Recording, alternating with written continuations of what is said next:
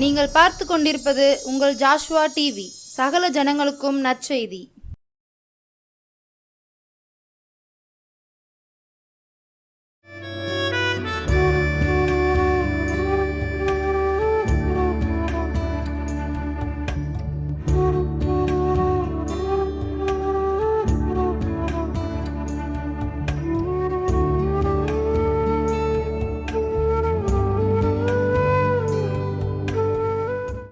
நானே இயேசு ஜீவப்ப ஒளித்தின் மூலமாக இந்த அற்புதத்தின் நேரம் மூலமாக உங்களை பார்க்கவும் உங்களோடு தேவனுடைய வார்த்தையை கொடுக்கவும் கர்த்தர் நல்ல ஒரு கிருபையை தந்திருக்கிறீர்.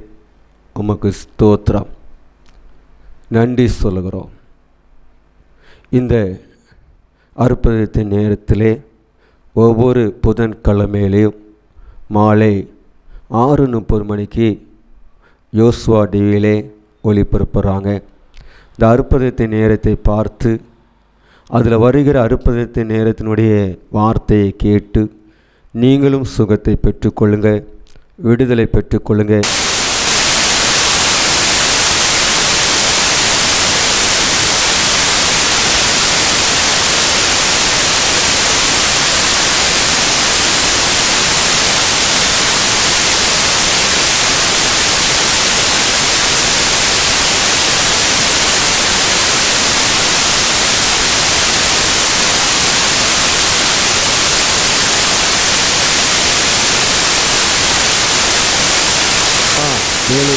இடத்துலேருந்து வீட்டிலிருந்து அன்றே அவங்களுடைய இடத்துலேருந்து பார்த்து கொண்டிருக்கிற ஒவ்வொரு குடும்பங்களுடைய பிள்ளைகளையும் நீர் ஆசீர்வைங்க, விடுதலை கொடுங்க.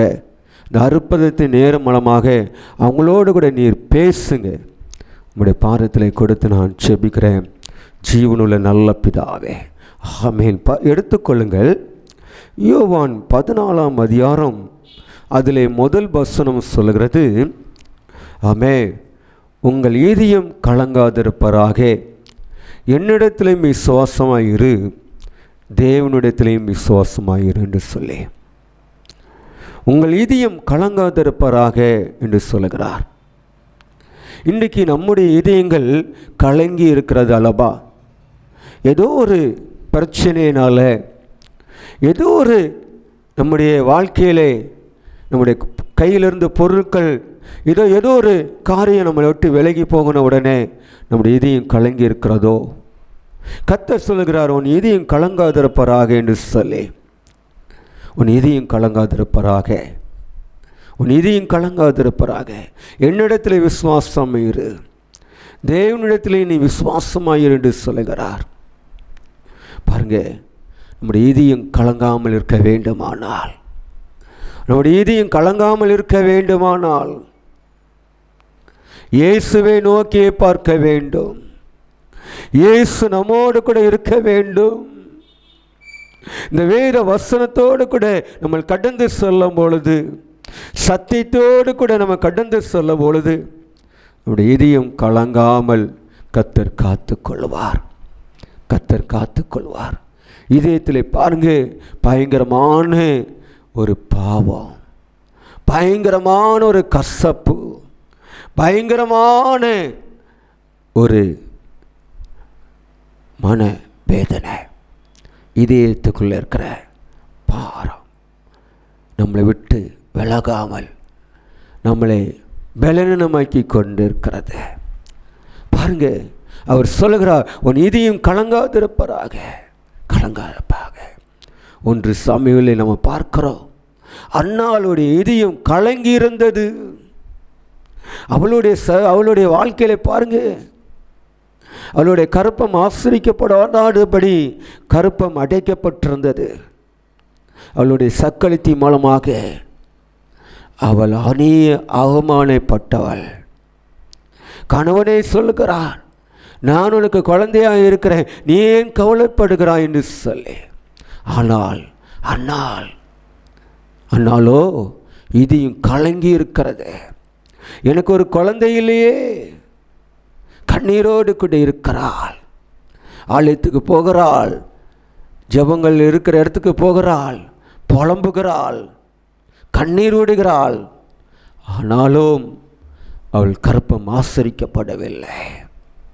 எவ்வளவு எதியும் கலங்கி இருந்திருப்பாள், எதியும் கலங்கி இருப்பாள்.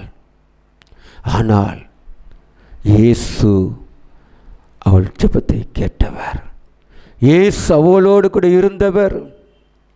தேவனுடைய ஆலயத்துக்குள்ளே போய் அவள் இதயத்தை ஊற்றும் பொழுது, ஆண்டவரே என்னை மன்னியுங்கள், நான் யாரும் அறியாது பகையாக இருந்திருந்தால், வஞ்சினமாக இருந்திருந்தால், ஆலயத்துக்கு எதிராக நான் பேசியிருப்பேனானால், ஆலயத்தினுடைய ஊழியக்காரர்களுக்காக நான் எழும்பி பேசியிருப்பேனானால், ஏதோ ஒரு என்னுடைய இதயத்திலிருந்து பாவம், உமக்கு பிரியமில்லாத பாவம் என்னுடைய இதயத்தில் இருக்குமானால் என்னை மன்னியும் என்று சொல்லி, அன்னாலோ ஆலயத்துக்குள் அவள் இதயத்தை ஊற்றினாள்.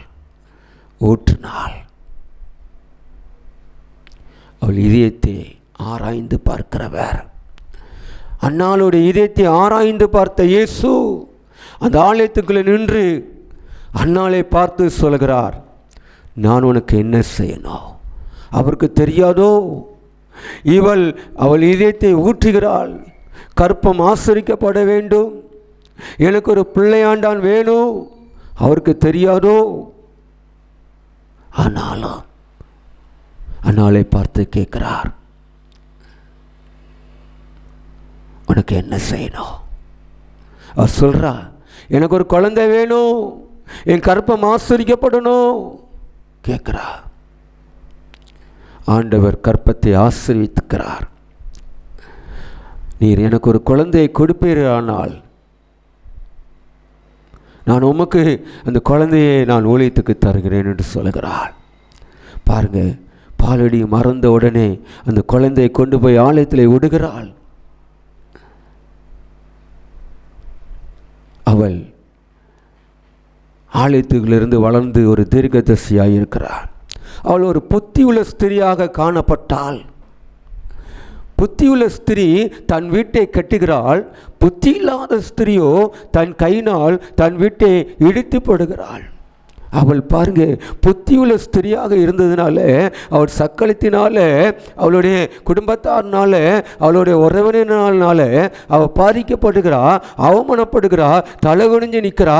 ஆமே, அப்படியும் அவள் புத்தியுள்ள ஸ்திரியாக தன் வீட்டை கட்டணும், தன் வீட்டுக்குள்ள ஒரு வாரிசு வேணும், என் வயிற்றில் ஒரு பிள்ளை வேணும் என்று சொல்லி அவள் ஆலயத்துக்கு ஓடுகிறாள்.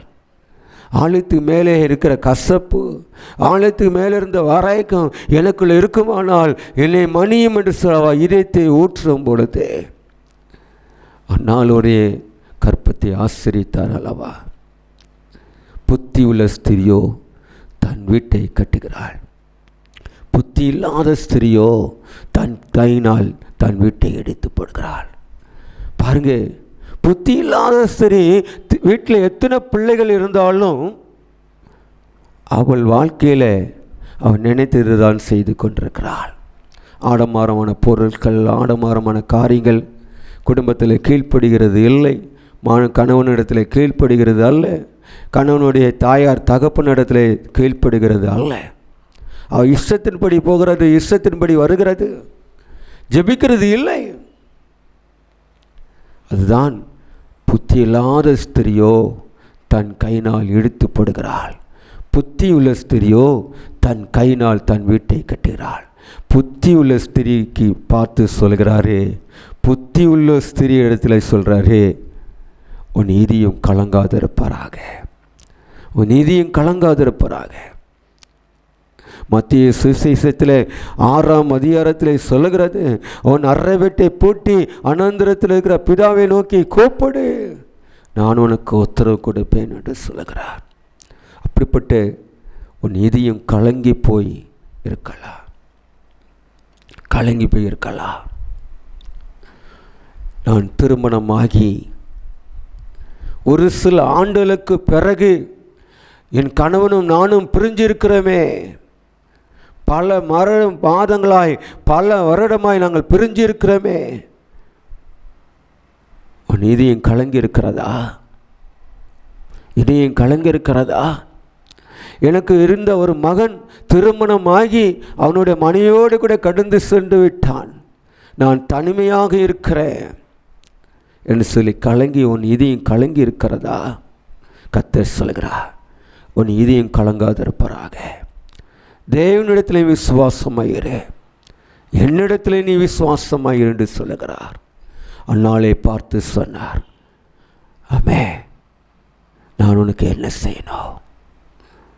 அவர் பாருங்க, நீர் எனக்கு ஒரு குழந்தையை கொடுப்பீர், ஆனால் நான் உமக்கு தருகிறேன் என்று சொன்னார். அதே போல் கொடுத்தாள். ஊழியத்திலே தீர்க்கதரிசியாய் காணப்பட்டான். இன்னைக்கு உன் பிள்ளைகளை எப்படி நீ வளர்க்கிறாய்? உன் பிள்ளைகளை எப்படி கிறிஸ்துவுக்குள் நீ வளர்க்கிறாய்? ஒரு பிறந்த நாள் ஒரு பிள்ளைக்கு வருமானால் பரிசுத்த வேதாகத்தை வாங்கி கொடுக்கிறாயா?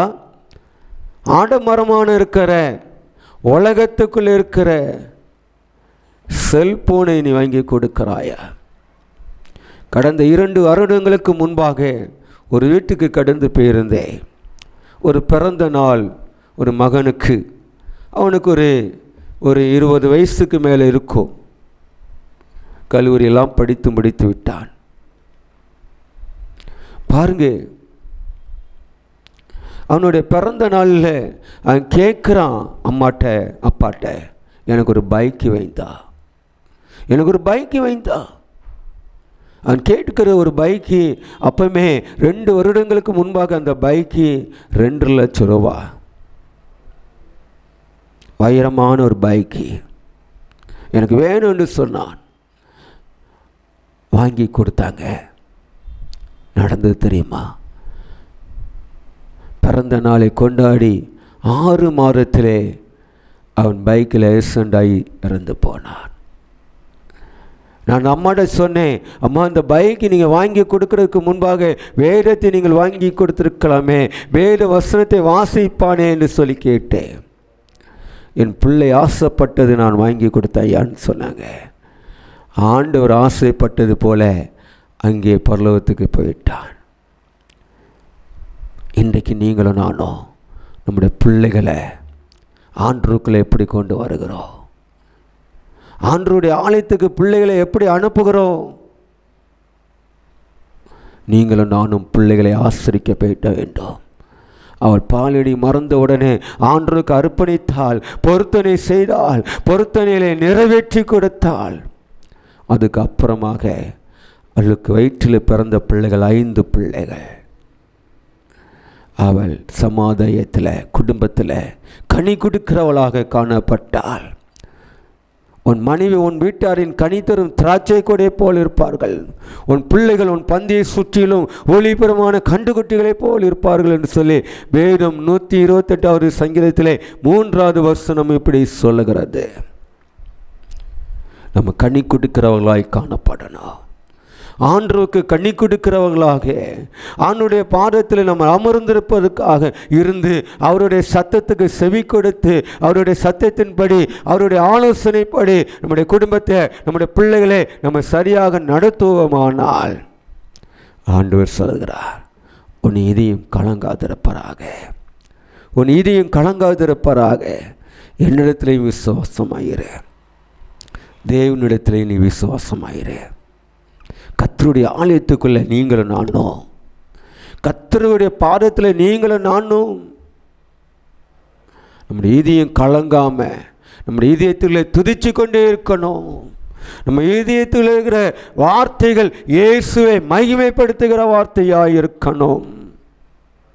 சங்கீதக்காரனில் சொல்லுகிறான் 34ஆம் அதிகாரம் 1வது வசனத்திலே, சங்கீதக்காரன் மூலமாக தாவீது சொல்லுகிறான், நான் எக்காலத்திலையும் கர்த்தரை ஸ்தோத்திரிப்பேன், கர்த்தரை ஸ்தோத்திரிப்பேன். நம்ம துன்பம் வரும்போது, வேதனை வரும்போது, பாடுகள் வரும்போது, உபத்திரங்கள் வரும்போது, கஷ்டங்கள் வரும்போது ஆண்டவரை துதிக்கிறோம். அப்படி அல்ல, அப்படி அல்ல. உங்கள் இதயம் கலங்காமல் இருப்பதாக என்று சொன்ன வார்த்தையின்படி உங்களுடைய இதயம் கர்த்தரே துதிச்சு கொண்டிருக்கும் பொழுது, கர்த்தரே பார்த்து கொண்டிருக்கும் பொழுது கர்த்தர் சொல்கிறார், உன்னின் இதயம் கலங்காதிருப்பாராக. என்னிடத்திலையும் விசுவாசமாயிரு, தேவனிடத்திலையும் விசுவாசமாயிரு என்று சொல்லுகிறார். அப்படிப்பட்ட இதயத்தை ஆண்டவருக்கு சமூகத்தில் அர்ப்பணிக்கணும்.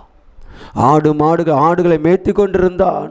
ஆடுகளை வேட்டாடுறதுக்கு மிருகங்கள் இருந்தது. ஆனால் தாவீதோ அவன் ஆடி பாடி ஆண்டவரை துதிச்சான். அவன் ஆடுகளை சுற்றி வேலிடிச்சார், அவன் மந்தைகளை சுற்றி வேலிடிச்சார். ஒரு மிருகமும் அவன் ஆடை சேதப்படுத்தவில்லை. இன்றைக்கி நாம் எப்படி இருக்கிறோம்? நம்முடைய இதயம் கர்த்தரை நோக்கி நிற்கிறதா? நம்முடைய இதயத்துக்குள்ளே அழுக்கு இருக்கா? நம்ம வீட்டுக்கு நம்முடைய இதயத்துக்குள்ளே மறைக்கங்கள் இருக்கிறதா? கசப்பு இருக்கிறதா? ஒரு ஊழியக்காரர் எதுக்க வந்தால் சோத்திரம் சொல்லுகிறது இல்லை. ஒரு நம்முடைய சபையிலிருந்து வருகிற குடும்பங்கள் யாராய் பார்ப்போமானால் சோத்திரம் சொல்லுகிறது இல்லை. இவர்களிடத்தில் நம்ம எப்படி சொல்லணும்? இவர்கள் இப்படி பேசிட்டாங்க, இவர்கள் நம்மளை இப்படி திட்டாங்க. நம்முடைய இதயத்தில் அழுக்கு இருக்கிறதா? அந்த அழுக்குகளை அகற்றப்பட வேண்டும். சொப்பனியா 3ஆம் அதிகாரம் 15வது வசனம் எப்படி சொல்லுகிறது? உன் ஆக்கணிகளை அகற்றி உன் சத்துருகளை விலக்கி இஸ்ரவேலின் ராஜாயை கர்த்தர் உன் நடுவில் இருக்கிறார். இனி நீ தீங்கை காணாதிருப்பாய் என்று சொல்லுகிறார். அருமையான பார்த்து கொண்டிருக்கிற அற்புதத்தை நேர் மூலமாய் பார்த்து கொண்டிருக்கிற என் ஜனமே, ஆண்டவருடைய சமூகத்தில் நீங்கள் அர்ப்பணிங்க. அவருடைய இரத்தத்தினால கழுவுங்க. அவர் இரத்தத்தினால் உங்களுடைய இதயம் பரிசுத்தமாகட்டும். ஆண்டவரை துதிக்கும் பொழுது அன்னாளுடைய கற்பத்தை ஆசீர்வித்த தேவன் உங்களுடைய இதயத்தை ஆசீர்விப்பார்.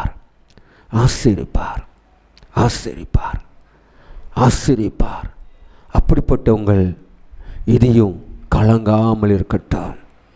பாருங்க, ஒரு நடந்த சம்பவங்களை உங்களை மத்தியிலே சொல்ல நான் ஆசைப்படுகிறேன். எனக்கு தெரிஞ்ச ஒரு நண்பர், அவருடைய இதயத்தில் 3 அடைப்பு, இரத்த அடைப்பு, இதயத்தில் பயங்கரமான 3 அடைப்புனால மருத்துவமனையில் சேர்க்கப்பட்டார். மருத்துவர்கள் சொன்னார்கள், இவ்வளவு பணத்தை கட்டுங்கள், உங்களுக்கு ஆப்ரேஷன் பண்ண வேண்டும் என்று சொல்லி. ஆனால் அந்த நண்பர் என்னத்தில் ஃபோன் பண்ணாங்க, ஐயா இப்படி சொல்கிறாங்க, நாங்கள் ஸ்கேன் எடுத்து பார்த்தோம், 3 அடைப்பு இருக்கிறது, இவ்வளோ பணம் கட்ட சொல்கிறாங்க என்று சொன்னாங்க. உங்கள் மனைவி பக்கத்தில் இருக்கிறாங்களான்னு சொல்லி கேட்டேன். ஆமான்னு சொன்னாங்க. உங்கள் மனைவியினுடைய கரத்தை பிடிங்கள், இயேசுவை பாருங்க, இயேசு இடத்துல சொல்லுங்க, என் இதயத்துக்கு விடுதலை கொடுங்கப்பா, உன் இதயம் கலங்காதிருப்பாராக, என்னிடத்தில் விசுவாசமாயிரு, தேவனிடத்தில் விசுவாசமாயிரு என்று சொன்னாருங்களே அப்பா. அந்த வார்த்தையை சொல்லி ஜெபம் பண்ணுங்க என்று சொன்னேன். மருத்துவமனையில் இருந்தவங்க கைகோர்த்திருந்து ஜெபித்தாங்க. திடீர்னு டாக்டர் வந்தார். 2வராக ஒரு ஸ்கேன் எடுத்து பார்ப்போம் என்று சொல்லி அதை எடுத்து பார்க்கும்போது அந்த அடைப்பு இல்லை. ஒரே நிமிஷத்தில் அவன் ஜெபித்த ஜெபத்துக்கு உடனே பதில் கிடைத்தது. டாக்டர் சொன்னார், எப்படி சுகம் கிடைத்தது என்று சொல்லி. நாங்கள் ஜெபித்தோம் ஐயான்னு சொன்னாங்க. அப்படிப்பட்ட சூழ்நிலையில் நீங்கள் இருக்கிறீர்களா?